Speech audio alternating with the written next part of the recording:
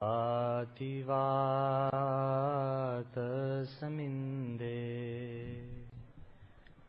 वह निर्धते धरणिरुदगे लंघते नैव वेला सोऽयं श्रीमान् निखिल जगता अंतरात्मावतीर्णो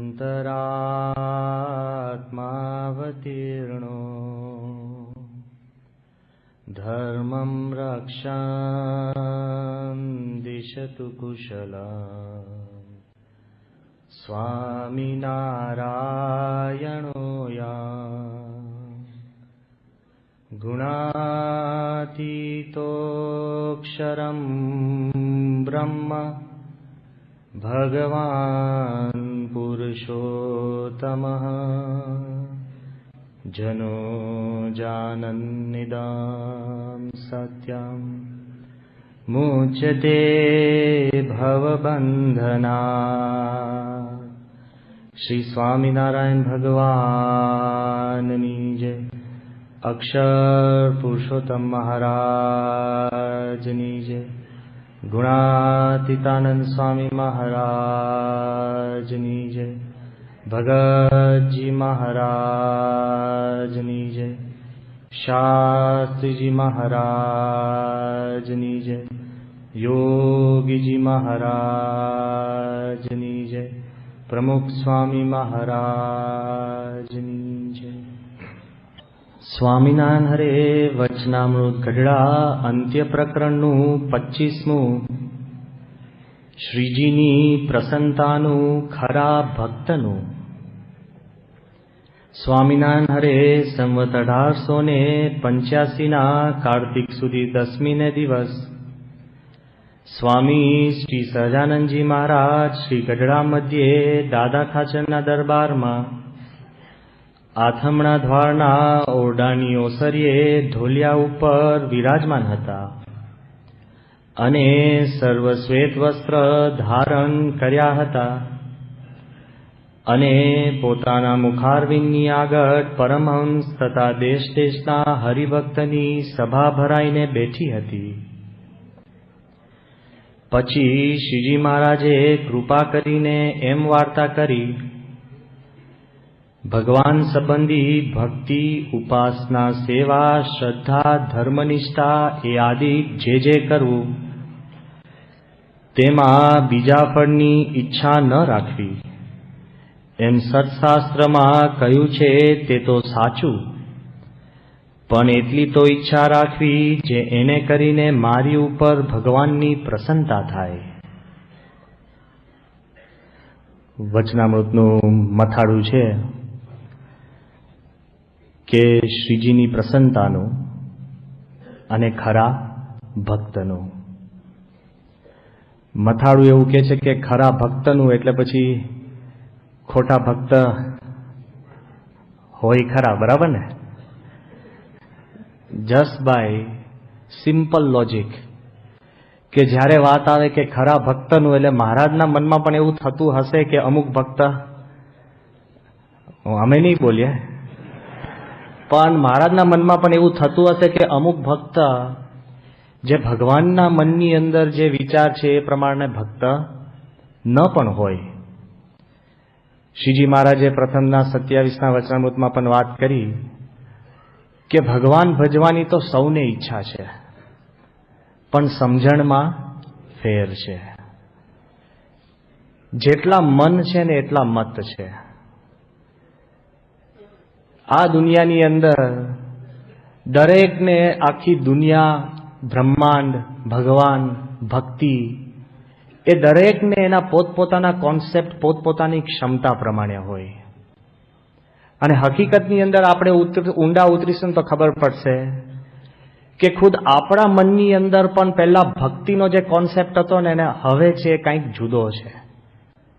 જેમ સત્પુરુષ સાથે હેત વધે, જેમ સત્સંગનો રંગ લાગે, જેમ સભા, સાધુ અને સદવિચારનો પ્રસંગ થાય એમ આપણા મનની અંદર પણ પ્રગતિ થતી જાય છે। અને આ જે સત્સંગની અંદર જે ઇવોલ્યુશન થવું ને એ બહુ નેચરલ પ્રોસેસ છે. કોઈ કહે કે ના ના મારે જે જૂનો કોન્સેપ્ટ હતો એ જ કોન્સેપ્ટ છે, તો કંઈક આપણને પ્રશ્ન છે. ધીરે ધીરે ઉત્તરોત્તર પ્રગતિ થતી જ હોય. થોડા વખત પહેલા પરદેશથી એક કુટુંબ આવ્યું હતું અને એના દીકરાને ખાલી હવે પ્રશ્ન પૂછ્યો કે તારા ફાધર શું છે, હુ ઇઝ યોર ડેડ? તો છોકરાએ બહુ સાહજિક રીતે કીધું કે માય ડેડ ઇઝ અ સત્સંગી. એને નામ ના કીધું કે મારા પિતા સત્સંગી છે. એટલે પછી સંતોને વિચાર આવ્યો કે આપણે ઊંડો પ્રશ્ન પૂછીએ કે ભાઈ કેમ તું કહે છે કે વોટ ઇઝ અ સત્સંગી? તો છોકરાએ શું કીધું ખબર? કે સવારે લેંગો જબ્બો પહેરે છે, સવારે નાહી છે અને તિલક ચાંદલો કરે છે એટલે એ સત્સંગી છે. જો એનો કોન્સેપ્ટ છે. આપણામાં ઘણા એવા હશે, ભલે કહેતા ન હોય, લેંગો જપ્પો, નાવું અને તિલક ચાંદલો. કોકને પૂછે કે ખરો ભક્ત કોણ? તો એવો પણ જવાબ આપે કે સવારે નિયમિત પૂજા કરે, સાયંકાળે મંદિરે આવે, રવિ સભા ભરે. અને કોઠારી સ્વામીને પૂછે તો કે ઉત્તરાયણમાં ધર્માદો કાઢે. આવે કે નહીં? આ બધું જ આવે. આ તો ખાલી કોઠારી સ્વામીનું નામ દઉં છું, પણ બધાના મનની અંદર આ બધી જ આજ્ઞા છે. નિયમ ધર્મ પાડવા, મંદિર માટે ઘસાવવું, સંતોનો ગુણ રહે, સ્વામીની સાથે નજીક આવે. This whole thing as a composite makes us into a સત્સંગી. તો ઉપાસના, નિષ્ઠા, ભક્તિ બધી જ વાત છે એ કરે તો એમાં આપણને સત્સંગીનો કાંઈક આપણને અહેસાસ થાય કે હું સત્સંગી છું. પણ જેમ ભક્તની પણ ડેફિનેશન જુદી જુદી હોઈ શકે, કોઈ પણ વસ્તુ કે ક્રિયાની અંદર છે ને ઉચ્ચ કક્ષાની કોઈ પરફેક્શન લાવી હોય ને તો એમાં ડેફિનેશન બદલાતી હોય છે. અત્યારે ખાલી જોઈએ કે આપણા મનની ડેફિનેશન જુદી હોય, પણ એ જ ફિલ્ડનો એનો એક્સપર્ટ હોય ને એની ડેફિનેશન કંઈક જુદી હોય. હમણાં તો બધાની પાસે ડિજિટલ કેમેરા થઈ ગયા છે, એટલે વારંવાર કોકની પાસે કાંઈક ને કાંઈક કોઈક ફોટો પાડતો જ હોય. અને મોબાઈલ ફોનની અંદર પણ ફોટા પડે છે, એટલે એમને એમ જ કોક હોય કે સ્વામી એક મિનિટ ઉભા રહો ને, લો ફોટો પડી ગયો, ફટફટ ફોટા પડી જાય. બાપાની પાસે દર્શન કરવા આવે તોય, પણ બધાના મનની અંદર સારા ફોટો એની કોન્સેપ્ટ જુદા હોય છે. બધા જ ફોટા પાડતા હોય, પણ ઉચ્ચ કક્ષાનો ફોટોગ્રાફી એટલે હમણાં જ અમે ત્યાં સ્વામીની સાથે બધા ગાંધીનગર હતા, વલસાડથી વિવેક સ્વરૂપ સ્વામીને બધા આવ્યા અને એમની જોડે જે બધા હરિભક્તો હતા એના મનમાં પણ એવી ઈચ્છા હતી કે બાપા સાહેબનો ફોટો પાડીએ બાપા સાથે. એજ્યુકેશનની મીટિંગ હતી અને બાપા પણ ખબર નહીં, ઘણી વાર આવું કોઈ કહે તો સ્વામી કે હમણાં રહેવા દો ને, પણ સ્વામીને પણ એવો કંઈક ભક્તિ લોકોની હશે ને ભાવ પૂરો કરશે. બાપા કે બધા બેસી જાઓ, બધા સંતોને બેસાડ્યા. હવે કોઈ ફોટોગ્રાફર નહીં, કારણ કે બધા ભેગા થઈ ગયા. સાંજે પાડશે કોણ? એટલે કે આપણે શોધવા જઈએ. એટલે સ્વામી કે શોધી આવે. એટલે બહારે ગયો ને એટલે મને લાગ્યું કોઈક વ્યવસ્થિત એવું લાગે કે આ ફોટો પાડી શકે એવાને લઈને જાઓ પાછો. કોઈને પણ પકડીને તમે ઉભો રાખી દો તો પછી સ્વામીને સંતોષ ના થાય. એટલે આમ શોધ્યું ને તે વખત છે ને આપણે રીતેશ મળ્યો, આપણો મોનું. એ તો IIM ગ્રેજ્યુએટ અને એ તો પાછો આઈમેક્સમાં એને બધી મહેનત કરેલી અને એને તો ફોટો પાડતા આવડે જ. એટલે તરત જ એને લઈ ગયા. મેં કહ્યું કે અંદર તું ઉભો રહે, તું આ બધાનો ફોટો પાડવા. પછી અમારા બધાએ ગોઠવાવાનું હતું અંદર બાપા સાથે, તો બધા આમ બધા ગોઠવાઈ ગયા. પછી પેલા બિચારે ફોટો પાડ્યો તો સ્વામી કે પાડ, પેલો કે પાડ્યો. સ્વામી કે ના પાડ પાછો. તો પાછો પાડ્યો તો કે સ્વામી કે પાડ. એ રીતના 3-4 વાર પાડ્યો. મને લાગ્યું કેમ બાપા કે પાડ પાડ પાડ, મૂડ ફ્લેશ નથી થતી ને, એટલે સ્વામી કે ફ્લેશ થાય તો ફોટો પડે. એટલે અને પછી બાપાએ છે ને યોગી મહારાજને યાદ કરે. બાપા કે યોગી મહારાજ છે ને આ ઝબકારો થાય ને એટલે કદાચ ફોટો ના પાડો ને એમને એમ ઝબકારો કાઢો ને તોય બાપાને થાય કે ફોટો પડી ગયો. બહુ સ્વામીએ આનંદ કર્યો. પણ જો ખાલી હું તો દ્રષ્ટાંત આપું છું કે કોકના મનમાં હોય કે આ ફોટો પડ્યો, કોક કે ઝબકારો થાય ફોટો પડ્યો, કોક ફોટો જોવે તો એને કે. પણ જેના એક્સપર્ટ ફોટોગ્રાફર હોય ને એના મનની અંદર જે કક્ષા છે ને કંઈ જુદી જ છે. નેશનલ જિયોગ્રાફિક કરીને એક મેગેઝિન આવે છે.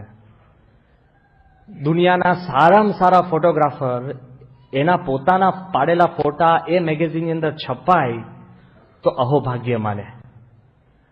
હવે એ મેગેઝિનની અંદર એક આર્ટિકલ આવ્યો હતો કે કેવા ફોટા આ મેગેઝિનમાં છપાય. આપણે તો જોઈએ ને આપણે કે બહુ અદભુત ફોટો છે, છપાય તો પહેલું વાક્ય એના ફોટો એડિટરે લખ્યું હતું, the world's best photograph will not qualify for National Geographic. કે દુનિયામાં શ્રેષ્ઠ ફોટો પડ્યો હશે ને કોઈ પણ વસ્તુ કે વ્યક્તિ કે આખી દ્રશ્યનો, એ નેશનલ જ્યોગ્રાફિકમાં એ ફોટો છપાય નહીં. કેમ?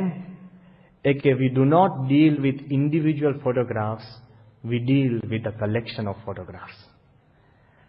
કે અમે એકાદ વાર સારો ફોટો પડી ગયો એને અમે સ્થાન નથી આપતા, પણ ઘણા બધા સારા ફોટા પડે અને સારા ફોટાનો સમૂહ ભેગો થાય એને અમે સ્થાન આપીએ છીએ. એકાદ વાર આપણને સારો વિચાર આવી ગયો કે આપણે મંદિર માટે અદભુત સેવા કરીએ, એને ભગવાન માર્ક્સ આપતા, પણ સતત આપણા મનની અંદર એમ વિચાર થાય કે ભજન ભક્તિ અને સેવાનું ઉપાસના કરે, કલેક્શન ઓફ આઈડિયાઝ. ભગવાન તો દયાળુ છે. એવી પણ વાત છે કે એકવાર ખાલી સ્વામિનારાયણનું નામ લે એનું પણ મહારાજ કલ્યાણ કરશે. પણ ખરા ભક્તની અંદર જો આપણે ક્વોલિફાય થવું હોય ને તો it deals with the entirety of life.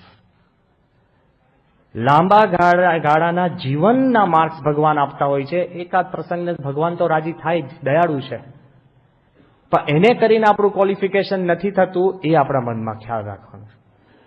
આગળ આ દ્રષ્ટાંત એક આપ્યું કે એક ફોટોગ્રાફર જેનું નામ છે કોરી વોલિન્સ્કી, નેશનલ જ્યોગ્રાફિકનો ફોટોગ્રાફ. એમને લોકોએ મિશન આપ્યું કે તમારે શેના ઉપર ફોટા પાડવાના છે ખબર છે? તો કોટન એટલે રૂ. આપણને કહે રૂ પર ફોટા, રૂમાં તો રંગ પણ ના હોય, વ્હાઈટ, શું ફોટા પાડવાના? આ માણસે 3 વર્ષ ફોટા પાડ્યા. શેના ઉપર? રૂ. ફોટા પાડતા પહેલા એનું આખું લખાણ કર્યું છે. રૂ ઉપર, કોટન ઉપર 62 પુસ્તકો વાંચી. સમજાય છે? 62 બુક્સ શેના ઉપર? રૂ. 11 દેશોમાં જ્યાં રૂ પાકે છે એ દેશોમાં એને મુલાકાત લીધી. પછી એને લખ્યું છે કે 7000 ફોટા પાડ્યા અને એ બધા જ નેશનલ જ્યોગ્રાફિકમાં મોકલ્યા. એમાંથી 6 ફોટા એ લોકોએ સિલેક્ટ કર્યા લે. અને આપણે લાગે કે એક ફોટો પાડીને હું એમાં નંબર લઉં. રૂના ફોટા પાડવા માટે 62 પુસ્તકો વાંચી, ખાલી 62 પ્રકાશ વાંચ્યા છે. સત્સંગી થવું જ છે ને આપણે. પ્રોપર ઇસ્યુ કે આપણે લાગે કોઈ પણ આપણું એક પબ્લિકેશન થયું હોય, જો કોઈ પણ વસ્તુની અંદર ઊંડા ઉતરવું હોય ને તો એમાં દિલ દઈને સમય કાઢવો જ પડે. બરાબર છે, સત્પુરુષ અને ભગવાન દયાળુ છે, સ્વીકારે છે, અંગીકાર કરે છે, ધબ્બો આપે છે, રાજી થાય છે, આપણું કામ પણ કરે છે. But that does not necessarily mean કે આ મહારાજની જે ડેફિનિશન છે ને ખરા ભક્તની, એ કંઈક ડેફિનિશન કંઈક જુદી જ છે. મહારાજ અહીંયા શું વાત કરે છે કે આ લેંગા જબ્બા તિલક ચનાની વાત જ નથી આવતી. મહારાજ કહે છે કે ભગવાન સંબંધી ભક્તિ, ઉપાસના, સેવા, શ્રદ્ધા, ધર્મનિષ્ઠા આજી જે કરીએ તો ભલે શાસ્ત્રમાં એવી વાત લખી છે કે એમાં બીજી કોઈ ફળની ઈચ્છા ન રાખવી, પણ ભલે શાસ્ત્રમાં કહ્યું હોય, પણ શ્રીજી મહારાજ શાસ્ત્રની ડેફિનિશન બદલે છે કે એમાં જરૂર એટલી ઈચ્છા તો રાખવી કે ભગવાન એને કરીને મારા ઉપર પ્રસન્ન થાય એવી ઈચ્છા રાખવી. જો મહારાજનું જે જ્ઞાન છે ને, પહેલું તો શ્રીજી મહારાજનો અવતાર છે ને એ સર્વોપરી અવતાર. એ કઈ શાસ્ત્રની રીત પ્રમાણે તો છે જ, પણ શાસ્ત્રથી પણ પર કહેવાય એવો સર્વોપરી અવતાર મહારાજનો. એક વાત તો નક્કી જ છે કે શ્રીજી મહારાજે સંપૂર્ણ આપણા વેદ, શ્રુતિ, ભાગવત, ગીતા, તમામ શાસ્ત્રને મહારાજે આદર તો આપ્યો જ છે, કોઈ દિવસ અનાદર નથી કર્યો. પણ શાસ્ત્રમાંથી પણ જે જૂના અર્થ થતા એનાથી મહારાજે પોતાના આગવા અને નવા અર્થ કાઢ્યા જ છે.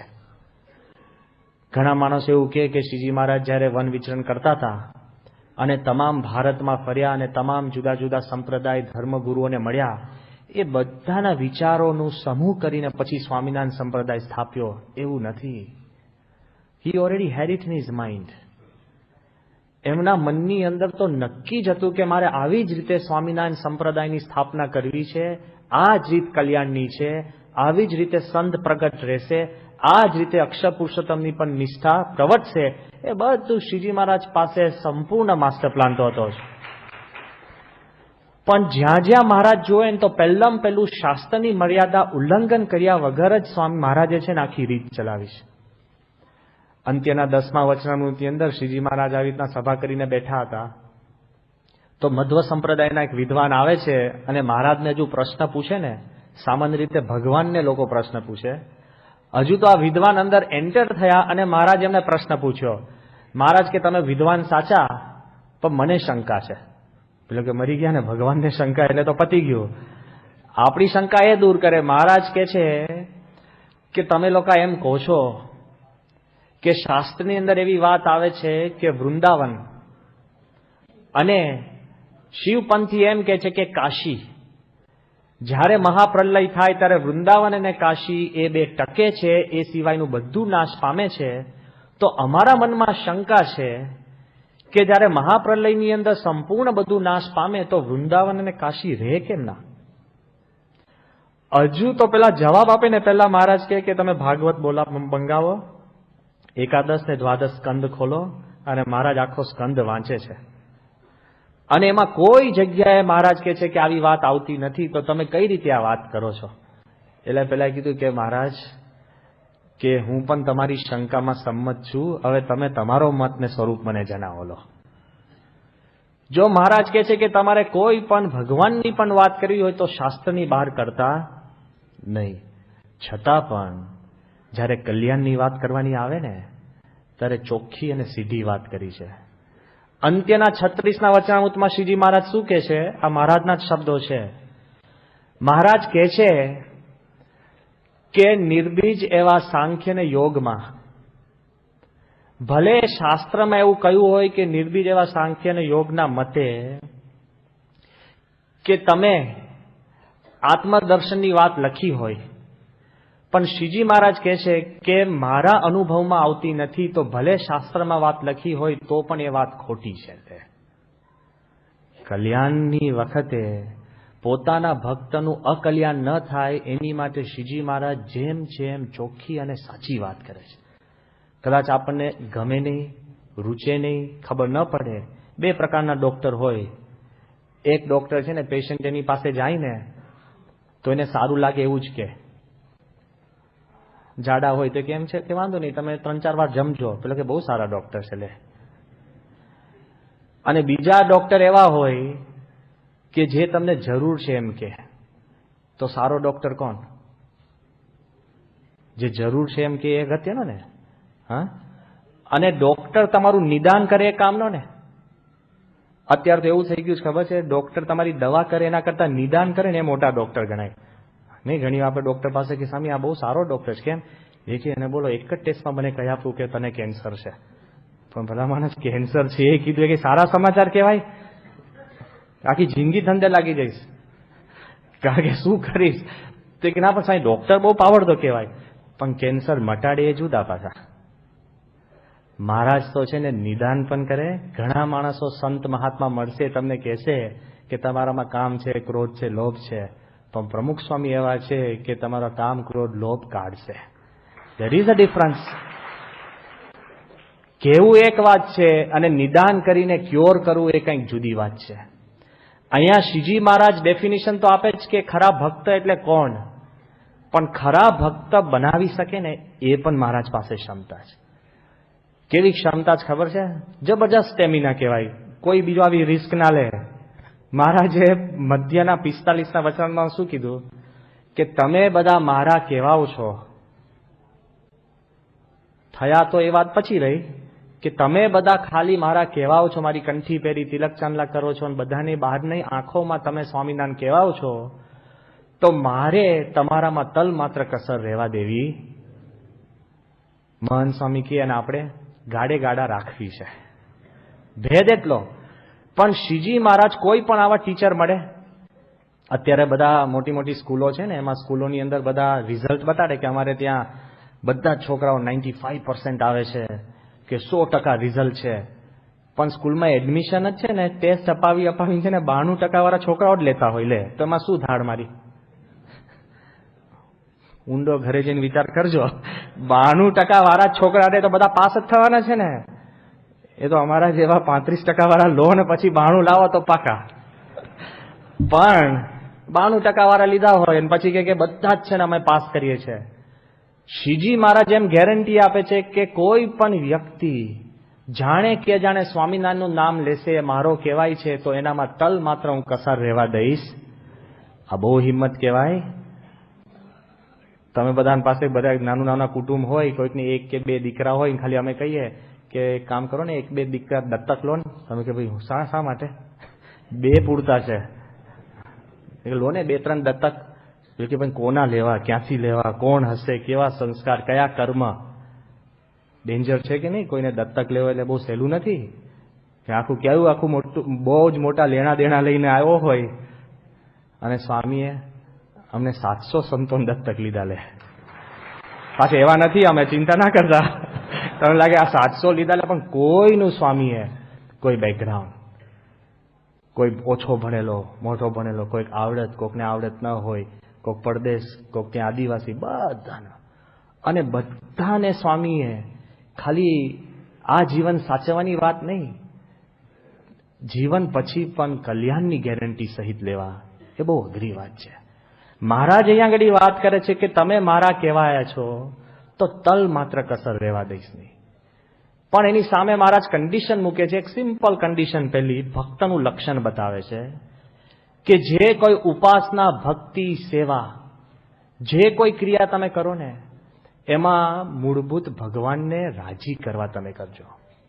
ગીતામાં એવી વાત આવે છે કે કર્મણ્યેવા અધિકારસ્તે મા ફલેષુ કદાચના.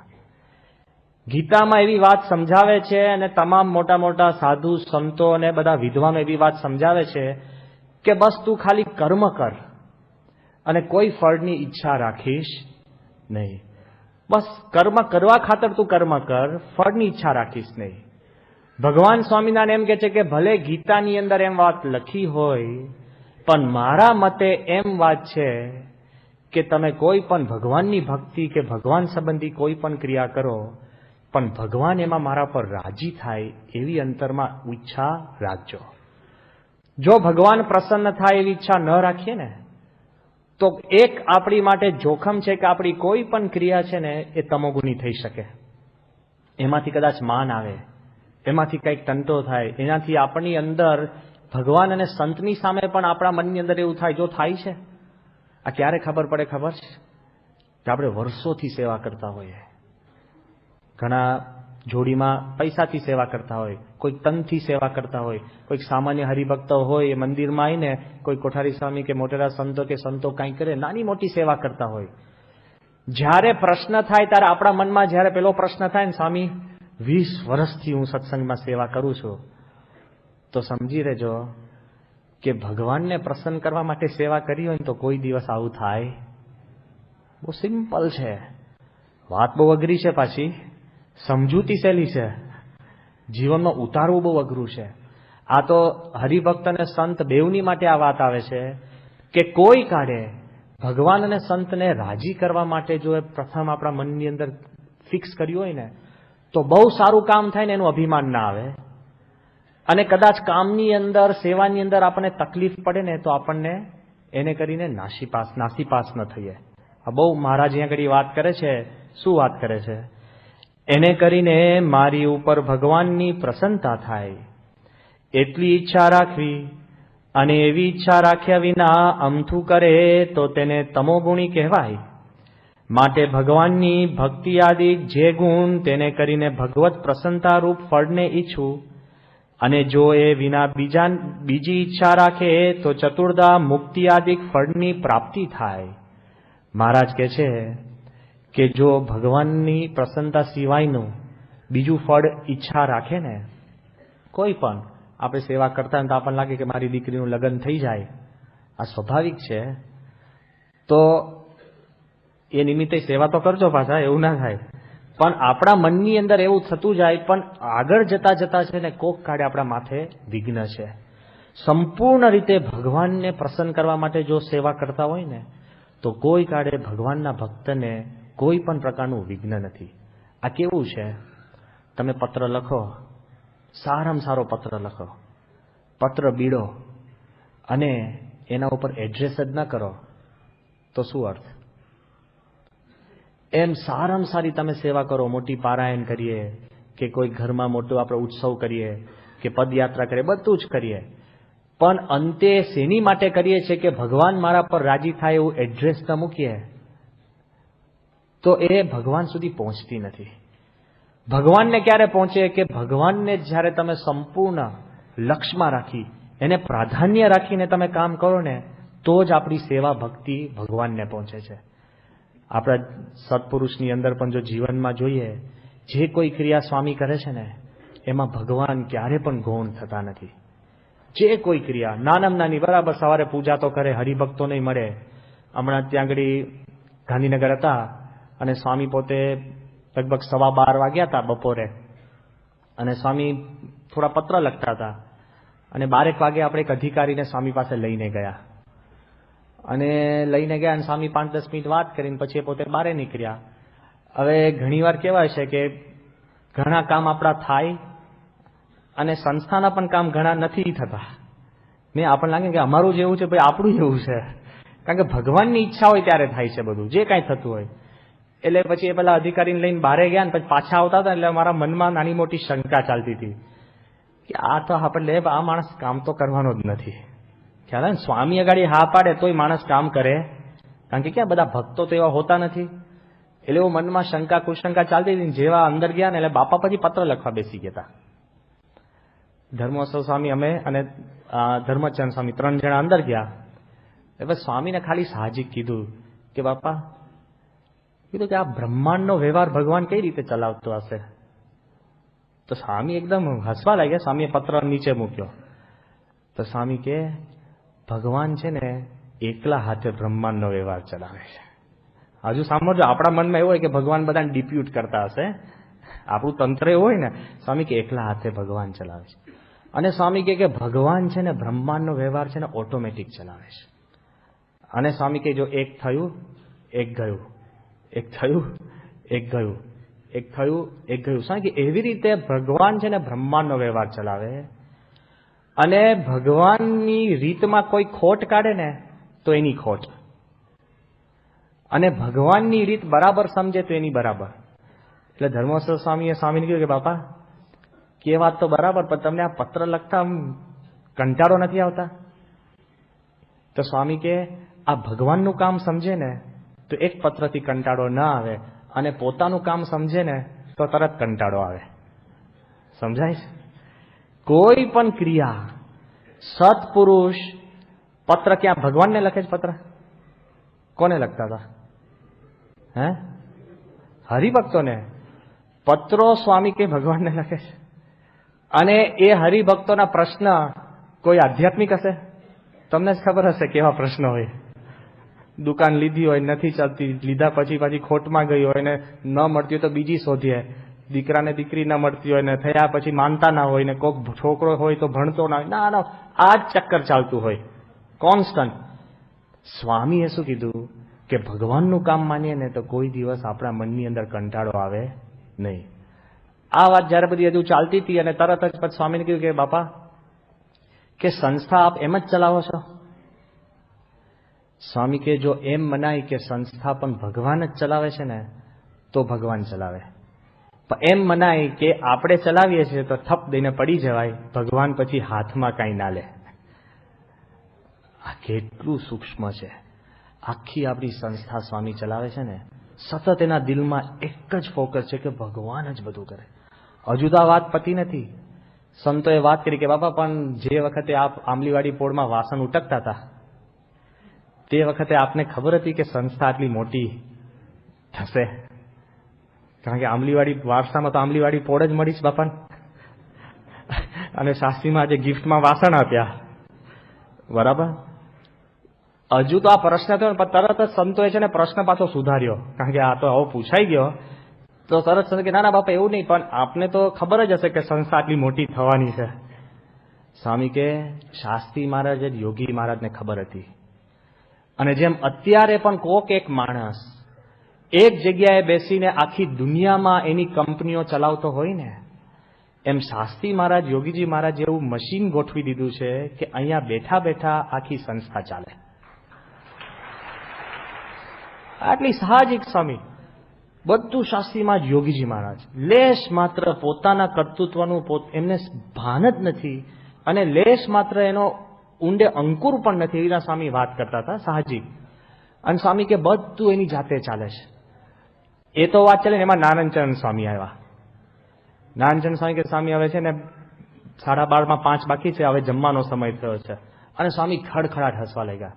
સ્વામી કે જોયું, આપણે જમવાનું પણ યાદ કરવું પડે છે, કોક આવીને આપણને યાદ કરાવી જાય છે, ખાવાની પણ ચિંતા નથી.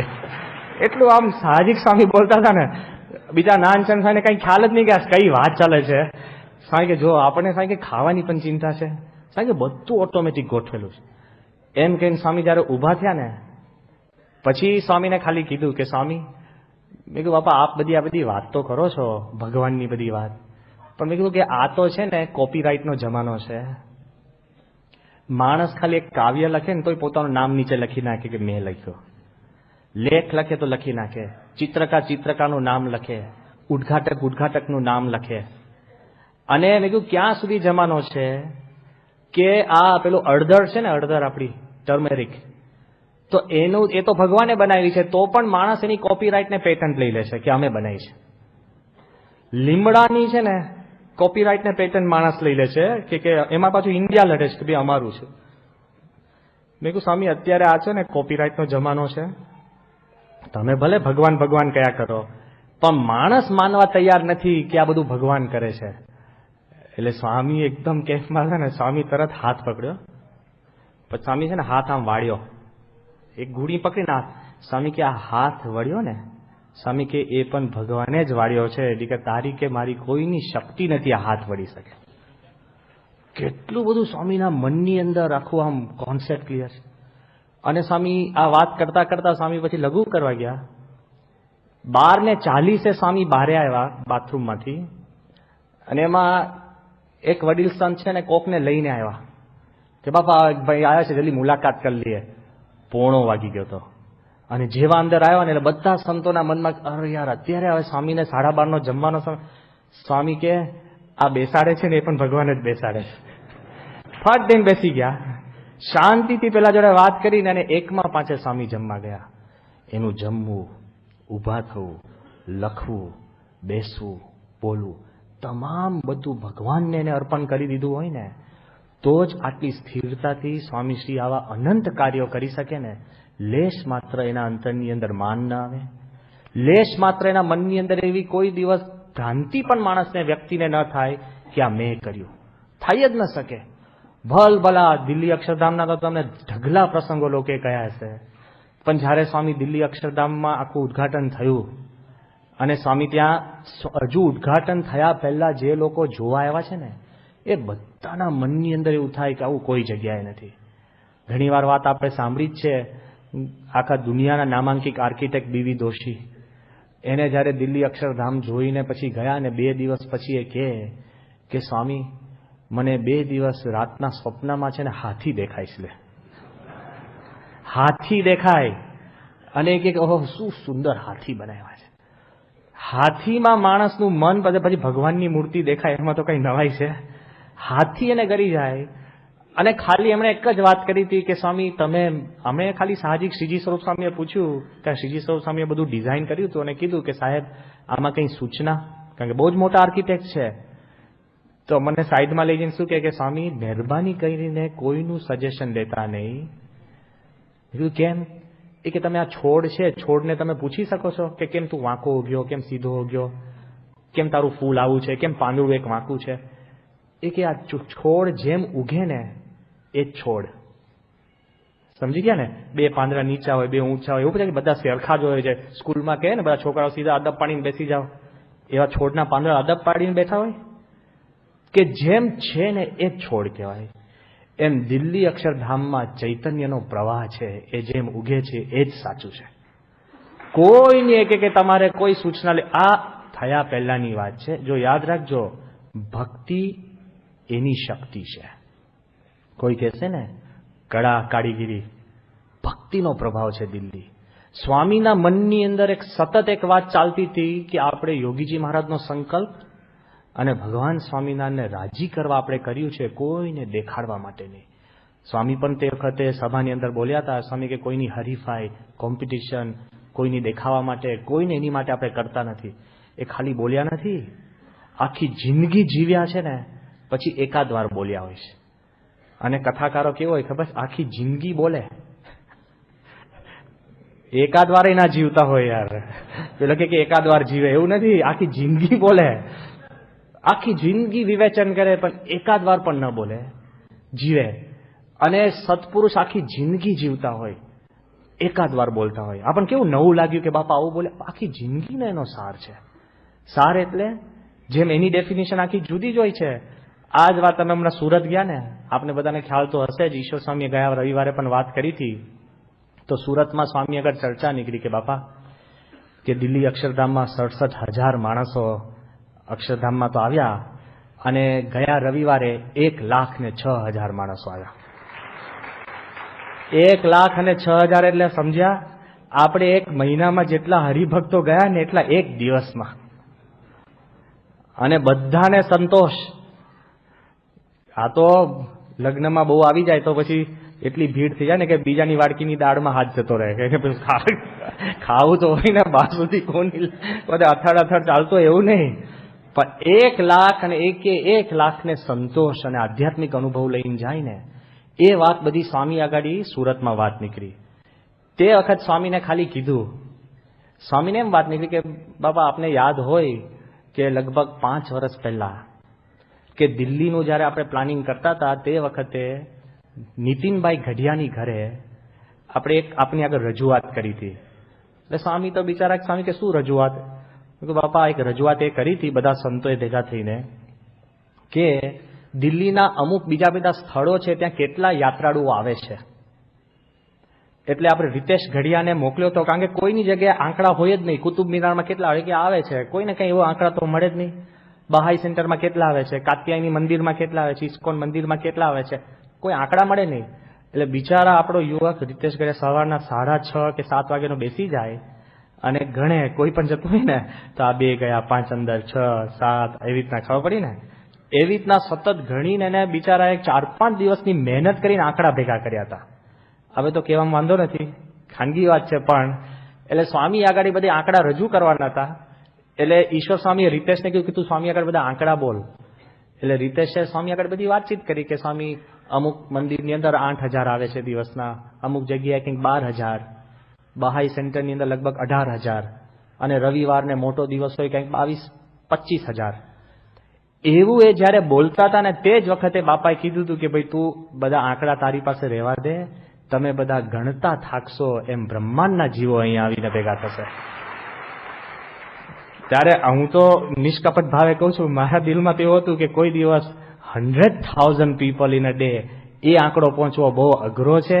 પણ ગયા રવિવારે આ જયારે થયું ને, એટલે પછી સ્વામી આગળ વાત નીકળી કે બાપા અંતર્યામી રૂપે આપે તો વાત કરી હતી, પણ મેં કહું આપે પેલી બધી વાત કરી કે અક્ષરધામમાં અમારે કોઈની જોડે હરીફાઈ નથી, કોઈની જોડે આપણે કોમ્પિટિશન નથી, એ ભાવથી કર્યું નથી. બાબા પણ પ્રશ્ન એ થાય છે કે આ બાજુ 1,00,000 માણસ આવતા હોય અને કોઈક બીજી જગ્યાએ ખાલી 20,000 આવતા હોય. મેં કહ્યું કોઈ હરીફ હોય તો હરીફાઈ થાય ને, સમજાયું? હજુ સાંભળજો, હજુ આ તો તમે સમજી ગયા દુનિયાના માણસ, પણ બાપાને બહુ વાર લાગી, કારણ કે આપણે સાંભળ્યું. મેં કહ્યું બાપા કોઈ હરીફ હોય તો હરીફાઈ ને. મેં કહ્યું આપ બધું બોલ્યા કે અમારે કોઈ હરીફાઈ નથી, આ છે તે છે, કઈ જરૂર નથી બોલવાની, કારણ કે હરીફ જ ક્યાં છે. સાહેબ કે શું કે છે? મેં કહ્યું એવું નહીં, તમે ફરી સમજો કે કોઈ કોમ્પિટિશન હોય તો કોમ્પિટિશન થાય. મેં કહ્યું એકદમ ભગવાન એવું કે મારે કોઈ મનુષ્ય જોડે હરીફાઈ નથી, પણ કોઈ બીજો ભગવાન થાય તો હરીફાઈ થાય ને, બીજો ભગવાન જ ના હોય તો હરીફાઈ શાની? મેં કહું અક્ષરધામની કક્ષાનું કાંઈક બીજું થાય તો હરીફાઈ થાય, નહીં કે હરીફાઈ શાની? તોય સ્વામીને જૂના પકડાયું. હજુ સમજો. પછી ત્રીજું દ્રષ્ટાંત આપણે આપીએ ને, દ્રષ્ટાંત બાપા સૂર્ય ઉદય થાય અને પછી સૂર્ય કહે કે મારે કોઈ તારા મંડળ જોડે હરીફાઈ નથી, પણ સવારે કોઈ તારા મંડળ દેખાય તો હરીફાઈ થાય ને, છે જ નહીં. સ્વામી કે ભાઈ તમે જે અટકાળો એ કાઢો, અમે તો એમ જ માનીએ છીએ આપણે કોઈની જોડે હરીફાઈ નથી, કોઈને દેખાડવા કર્યું નથી, એક મહારાજને રાજી કરવા કર્યું છે એમ સમજો. એક કા બીજી રીત કા ત્રીજી રીત ગમે તેમ તમે સ્વામીને કહો ને, એના દિલની અંદર ધ બોટમ લાઈન ભગવાનને રાજી કરવા કર્યું છે. આ તાકાત શેની છે? આ શક્તિ શેની છે? કોઈ પણ વસ્તુ તમે સુંદર બનાવો ને તો બે ઘડી એનાથી પેલો છે ને રાજી થાય. તાજમહાલમાં લોકો જઈને એની બ્યુટીથી અભિભૂત થાય, પણ એના દિલની અંદર શ્રદ્ધા પેદા ના થાય. There's a difference. કોઈ પણ સારામાં સારી આકૃતિ જોવે, પિરામિડ સામે તમે જાઓ ને, અમે પણ ગયા હતા, પિરામિડ સામે તમે જો ને તમને લાગે આખરે અદભુત વસ્તુ બનાવી છે. અદભુત બનાવીને અહોભાવ ઉભો થવો એક જુદી વાત છે, અને અંતરથી નતમસ્તક થવું અને અંતરથી ભક્તિ ઉત્પન્ન થવીને એક વાત જુદી છે. આ અક્ષરધામની અંદર દિવ્યતા જે પૂરીને એ સ્વામીની ભક્તિને લીધે છે. કોઈ પણ વસ્તુ તમે બરાબર બધું એનું કદાચ કોપી થઈ શકે, પણ ભક્તિ ક્યાંથી લાવે? પ્રાણ ક્યાંથી મૂકી શકો?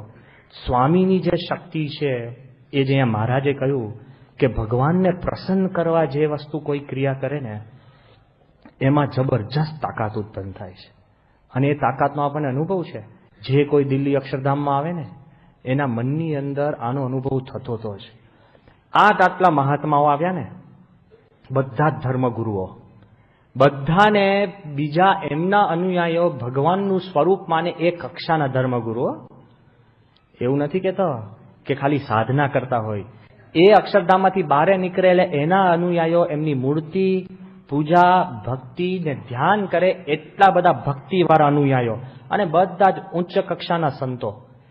એ બધાનો એક સૂર એવો હતો કે અક્ષરધામમાં જે કોઈ આવશે ને એ વ્યક્તિનું અંતરથી પરિવર્તન થશે, એવું અમારો સાક્ષી કબૂલ કરે છે. અહોભાવ તો બરાબર, પરિવર્તનની વાત આવે ને એટલે હૃદયને સ્પર્શે. પેલું આંખને સ્પર્શે કે મનને સ્પર્શે, પણ હૃદયને સ્પર્શે ને એટલે માણસનું પરિવર્તન થાય. જે કોઈ સ્વામી પાસે આવ્યું છે એકદમ આમ અંતરથી બોલે. સત્યમિતાનંદ સ્વામી જયારે સ્વામી પાસે આવ્યા, બીજી બધી વાત તો ઘણી બધી કરી, પણ એક વાત સાહજિક બોલી ગયા. સ્વામી એમને કીધું કે સ્વામી તમારો પણ બહુ મોટો ભોગ છે. તમે એક વખત શંકરાચાર્ય હતા અને લોકના કલ્યાણ માટે આપે શંકરાચાર્ય પદ જતું કર્યું. સ્વામીને એમણે શું કીધું કે સ્વામી મને આજેનો આનંદ એનો છે કે જો મેં શંકરાચાર્ય પદ જતું ન કર્યો હોત તો આજે જે સાહજિક રીતે હું તમારા દર્શને આવી શકું છું ને એવી ના આવી શકે. સી ધ ફિલિંગ કેવી છે, ભક્તિ આખી જુદી છે. દયાનંદ સરસ્વતીજી બહુ જ મોટા સંત છે. એ પોતે શિવાનંદ સ્વામીના શિષ્ય, ચિન્મયાનંદ સ્વામીમાંથી છૂટા પડેલા. આર્ષ વિદ્યાલય પોતે ચલાવે છે. આખા ભારતના તમામ આચાર્ય, મોટા મોટા ધર્મગુરુઓને ભેગા કરીને એક આચાર્ય સભા એમણે રચી છે, જેના પોતે મુખ્ય છે. એ દયાનંદ સરસ્વતી જ્યારે સ્વામી પાસે આવ્યા ને ત્યારે એમણે સ્વામીને સાહજિક વાત કરી કે સ્વામી કે મને તો એવું લાગે છે કે આપ તો બહુ મોટા સંત છો, પણ મેં જે આ રચના કરી છે ને એ બધું હું ડોક્ટર સ્વામીને આપી દઉં ને તોય મને સંતોષ થાય. લે સ્વામીના સદગુરુ સંત માટે એને એટલો બધો ભાવ ઉત્પન્ન થાય છે, તો સ્વામી માટે તો કેટલો બધો ભાવ ઉત્પન્ન થાય. બધાના મનની અંદર અક્ષરધામ જોયા પછી સ્વામી જે રચના કરી છે ને એ વાત કંઈક જુદી જ છે. જીતાત્માનંદ સ્વામી આવ્યા, રામકૃષ્ણ મિશનના બહુ જ મોટા સંત. આ બધા પછી હું કહું છું કે સ્વામીની દ્રષ્ટિ અને સ્વામીની સમજણ કંઈક જુદી જ છે. જીતાત્માનંદ સ્વામી આવ્યા અને બધું જોઈને પોતે રામકૃષ્ણ મિશનના સંત, બહુ જ બુદ્ધિશાળી, દુનિયાભરની અંદર ભારત વતી વિજ્ઞાનના કોન્ફરન્સમાં રજૂઆત કરવા જઈ શકે એ કક્ષાના સંત. અને જ્યારે અક્ષરધામ જોયું ને, જોઈને જેવા સીધા બારે આવીને ખભા પર હાથ મૂકીને શું કહે છે ખબર છે? એ કે કિલ્લા કબજે કર લિયા. એટલે મને લાગ્યું આ શું કહે છે?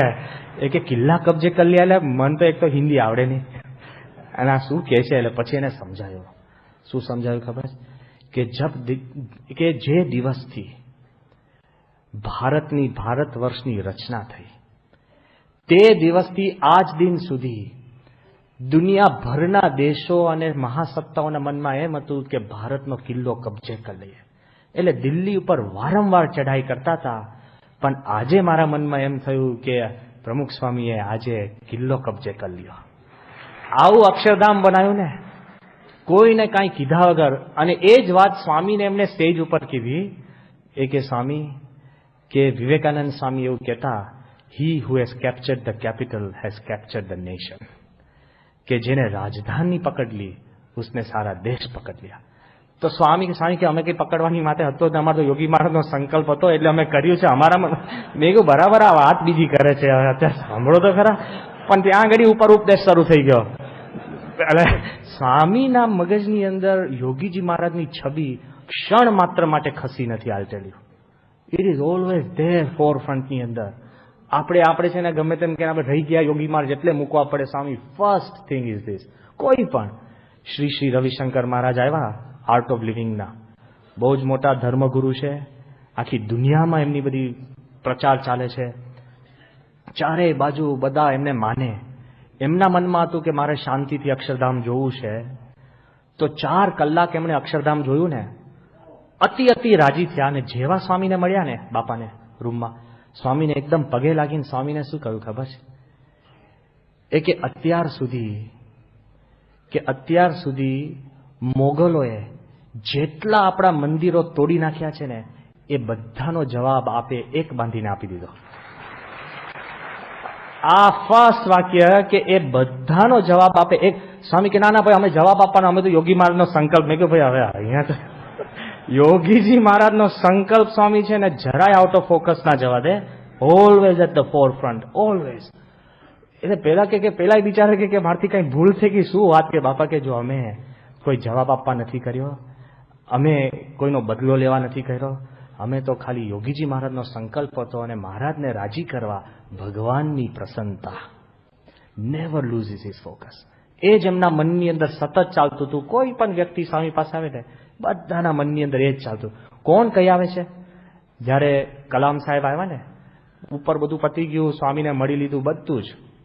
પછી જ્યારે સ્વામી સાથે ખાનગી મુલાકાતમાં બેઠા, એટલે કલામ સાહેબે સ્વામીને વાત કરી કે એવર સિન્સ આઈ એન્ટર્ડ અક્ષરધામ, જ્યારથી મેં અક્ષરધામમાં પગ મૂક્યો ને, I was asking my self, હું મારી જાતને પૂછતો હતો કે ઇન 5 years, કે 5 વર્ષમાં આ કેવી રીતના બને, કેવી રીતના પતે આખું અક્ષરધામ, કેવી રીતના બને? અને કે અત્યારે મને જવાબ મળ્યો. શું જવાબ ખબર છે? એ કે આ 5 વર્ષમાં કેવી રીતના બને? તો કલામ સાહેબ અંગ્રેજીમાં જે બોલ્યા હું આપની આગળ રિપીટ કરું છું કે કેવી રીતના 5 વર્ષમાં બન્યું. એ કે ધ સ્પિરિટ ઓફ ભગવાન Swaminarayan has entered the solve of પ્રમુખ સ્વામી એન્ડ અક્ષરધામ હેઝ બ્લોસમ્ડ. હવે કોણ એને પ્રથમનું 27 સમજાવવા ગયું છું? કોણ વડતાલનું 11મું સમજાવવા ગયું? કોણ વડતાલનું 5મું સમજાવવા ગયું? કયું સિદ્ધાંત આપણો છે કે નહીં કે સંપૂર્ણ ભગવાન સ્વામિનારાયણની શક્તિ સાંગો પાંગ પ્રમુખ સ્વામીમાં બિરાજી એટલે અક્ષરધામ બને. એ સિવાય કોઈની તાકાત નથી અક્ષરધામ 5 વર્ષમાં બને. ભલભલાના દિલની અંદર બધાના મનમાં એમ થયું કે આ જે શક્તિ છે એ આધ્યાત્મિક શક્તિ છે, એ સિવાય બીજી શક્તિ નથી. નીકળ આવો અનુભવ, ઊંડો અનુભવ કોઈને થાય નહીં. કોઈ માણસ અંદર ભૂલમાં આવી ગયો ને તોય રાજી થઈને જાય. નાસ્તિક આવ્યો હોય ને તો આસ્તિક થઈને જાય 100%. અને ખાલી એકમાં ફરવા આવ્યો હોય ને તો પણ એ માણસ છે ને એને કાંઈક ને કાંઈક, આ તો ખાલી સાઈડમાં વાત, એને કાંઈક એને અનુભવ કંઈક જુદું જ દેખાય. ભગવાનના દર્શન થાય, કંઈક એને અનુભૂતિ થાય, કોઈક ઝઘડા મટી જાય, સારા અનુભવ થાય અને એને કંઈક વિશેષ દર્શન થાય જ છે. સ્વામી આગળ આ તો થોડું વિશેષ જુદી વાત છે, પણ મુનિવત્સલ સ્વામીએ સ્વામીને વાત કરી હતી કે સ્વામી અક્ષરધામનો જે પ્રભાવ છે ને, માણસ 2 ઘડી ભૂલી જાય છે ક્યાં છે, એને ખબર જ નથી પડતી. અને એમને પ્રસંગ એવો કીધો કે એક પહેલા મારો જ પ્રસંગ કહી દઉં કે અમે અક્ષરધામ મધ્ય ચાલતું હતું એ વખતે અમે અક્ષરધામ મહારાજની મૂર્તિને કંઈક કામ હતું એટલે ગયા, અને પછી જેવા ઉતરતા હતા ને તો અક્ષરધામના પગથિયા આગળ છે ને હકીકતમાં એક સરદારજી મળ્યા મને, અને મને કે स्वामी जी बाहर निकलने का रास्ता बताए ना हमको. तो मेरे को बहुत फैला है, मेरे को वो जो प्रदक्षिणा है ना उसमें आप राइट તમે વળી જાઓ જમણી બાજુ એટલે બહાર નીકળી જશો. કે એ બાત છોડો સ્વામી, 2 દફે મેં ગયા ને 2 દફે મેં ઇધર ही आया हूं. તો મેં કીધું કેમનો તું ક્યાં જઈ આવ્યો એ તો ખરો. એ કે પહેલા હું પગથિયા ઉતર્યા ને કોઈકે કીધું બહાર જવા માટે રાઈટમાં, તો પહેલા છે ને મંડોવરમાં ચડી ગયો ઉપલી પ્રદક્ષિણામાં, તો ત્યાં જ આવ્યો. પછી નીચે આવીને પૂછ્યું ને કોઈકે કીધું આ પ્રદક્ષિણામાં જમણી બાજુ વટો હાથીની પ્રદક્ષિણામાં ચડી ગયો, તો ક્યાં આવ્યો. હવે ત્રીજી વાર એને શંકા એમ થઈ કે હવે જો મોટીમાં ચડીશ ને તો હું પાછો જઈશ. એટલે કે નહીં સ્વામી કોઈ એ બહાર. મેં કહ્યું કે દેખો કે અબ આપ ચિંતા મત કરો, આપ બહાર ही निकल जाएंगे. પણ એ માણસ છે ને, આ તો ખાલી કહું છું કે અક્ષરધામ એટલું બધું વિશાળ હતું, પણ એના માણસના મનની અંદર કોઈ જ્ઞાની નહીં, અતિ રાજી. કોઈ પણ માણસ જવાનો રસ્તો શોધતો હોય ને તો એના મનની અંદર ઊંડો સંતોષ હતો. અને કોઈને પણ એવો કંઈક અંદર ઊંડો આધ્યાત્મિક અનુભવ થતો, કારણ કે સ્વામીએ આની અંદર એટલી અદ્ભુત આધ્યાત્મિક શક્તિ મૂકી છે ને, કારણ કે ભગવાનને પ્રસન્ન કરવા માટે આખી આ બધી રચના થઈ છે.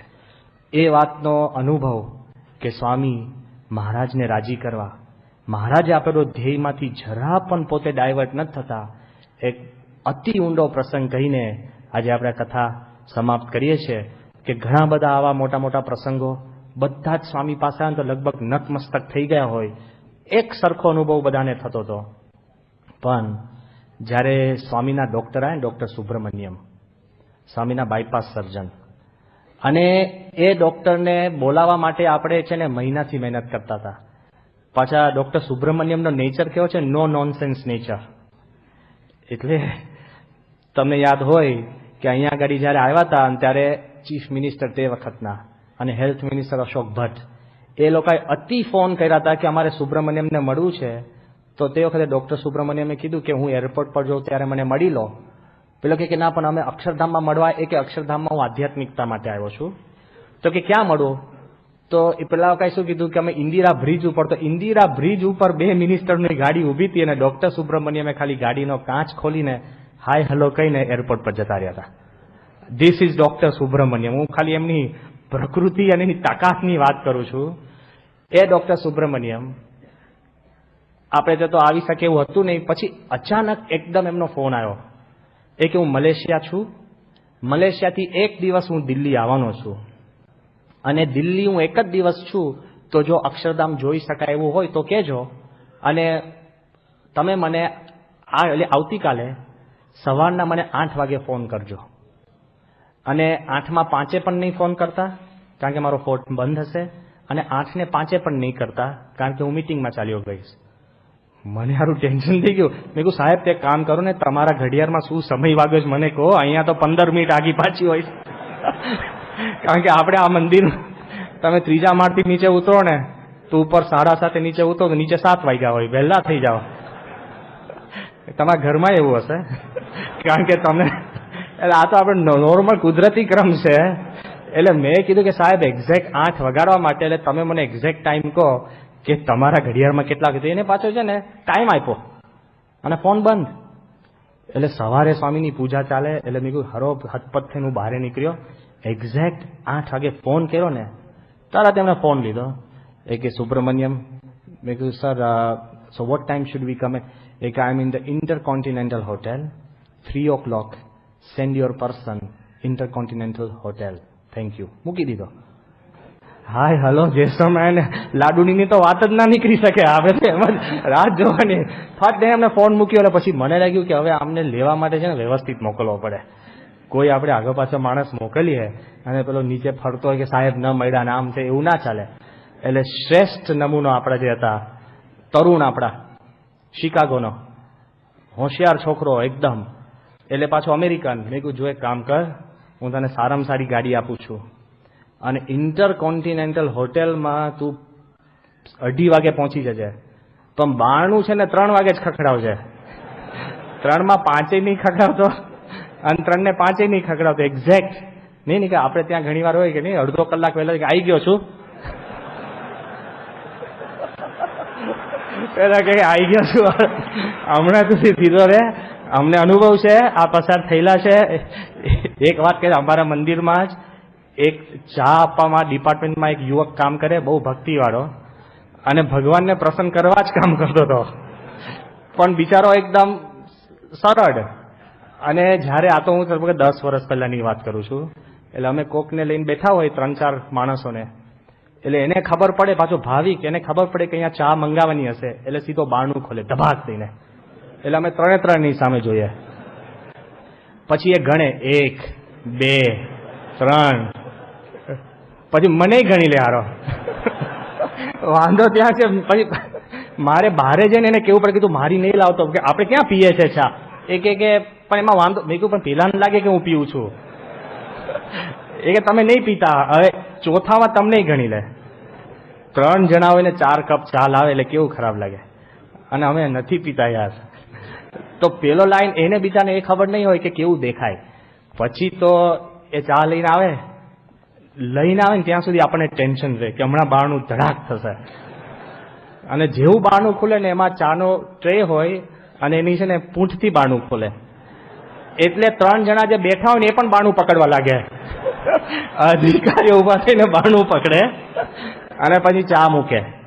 ત્યાં સુધી ચામાં થોડીક તળ તો થઈ જ ગઈ હોય. એટલે મને ટેન્શન થાય કે હમણાં આંગળી નાખશે આ, કારણ કે સર્વિસ આપવાની હોય ને. એટલે હજુ તો એ આંગળી, મેં કહ્યું ભાઈ બધું હમણાં રહેવા દે. પછી થોડીક વાર બારે પાછો સાઈડમાં દરવાજા આગળ ઉભો જ રહે. ત્યાં સુધી તો પેલા 3 ને પણ ખબર પડી જાય કે અમારા 3 કરતા આ વધારે અગત્યનો છે. એટલે બધા આપણે જોતા હોય ને પછી આપણે પૂછીએ કે ભાઈ કંઈક કામ છે કે હા, કે શું કામ છે, કે કપ લેવાના છે. તો પેલા કે ઉતાવળ છે કે હા. એટલે તડ સહિત પેલા ચા પી જાય અને જાય પછી શાંતિ થાય. યુવક તો એકદમ ભાવિક. આને હું ખાલી દ્રષ્ટાંત આપું છું, એના દિલમાં જરાય કપટ નહીં, પણ હાવભાવ. એટલે મેં પેલાને કીધું હતું કે ભાઈ તું 3 વાગે જ પહોંચજે. 3 વાગે પેલાનો મને ફોન આવ્યો કે સ્વામી આ સુબ્રમણ્યમ તો ઇન્ટરકોન્ટિનેન્ટલ હોટેલમાં છે જ નહીં. મેં કહ્યું મારી નાખ્યા. મેં કહ્યું પણ 815 નંબર છે. એ કે ભાઈ 8મો માળ જ નથી. આ સાલું થયું કેમનું આવું બધું? મેં કહ્યું તપાસ તો કર. પછી પેલા કીધું કે સ્વામી પણ અહીંયા 2 ઇન્ટરકોન્ટિનેન્ટલ હોટેલ છે. મેં કહ્યું બીજી કેટલી દૂર? કે 35 મિનિટ દૂર. સાઉથ ને નોર્થ એવી કંઈક છે ને.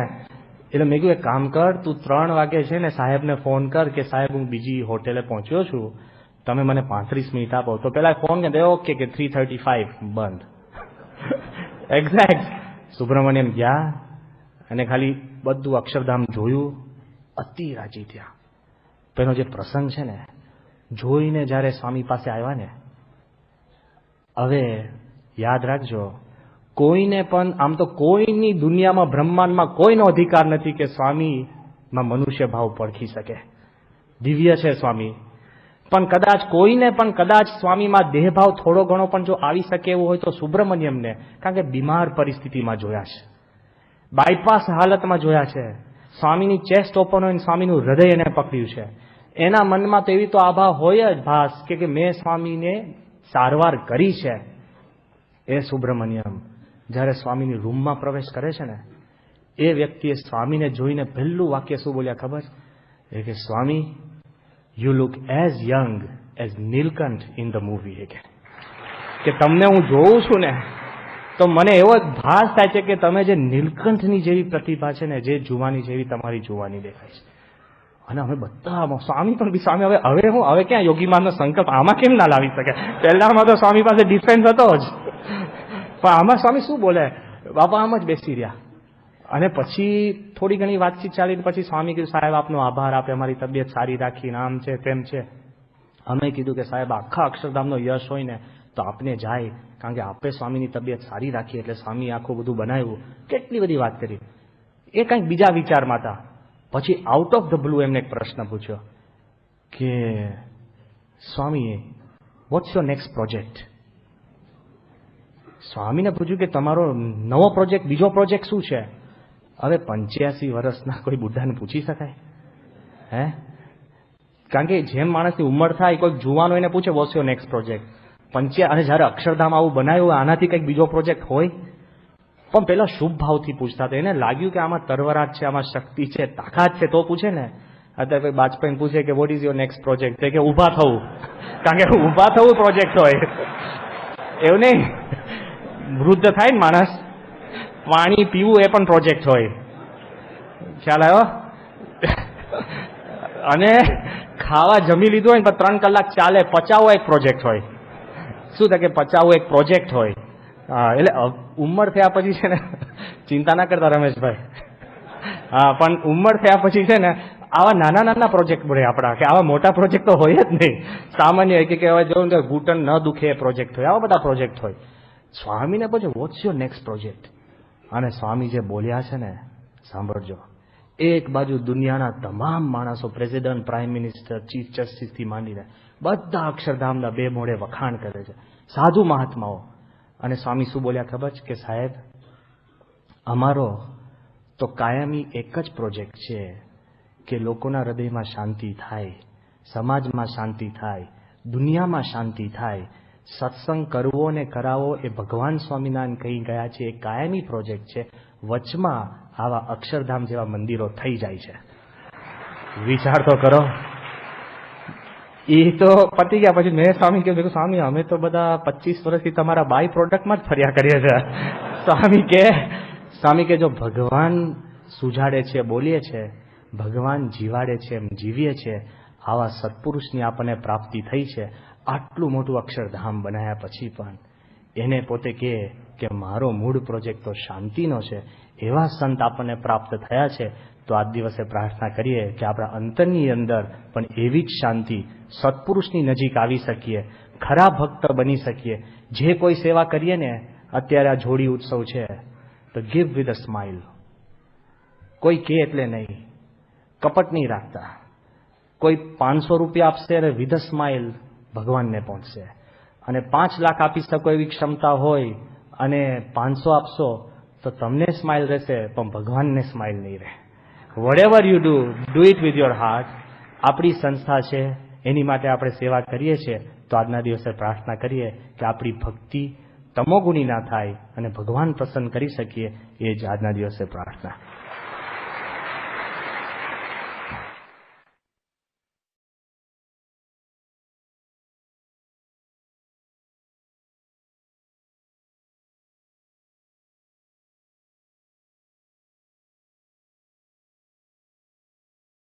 અતિવા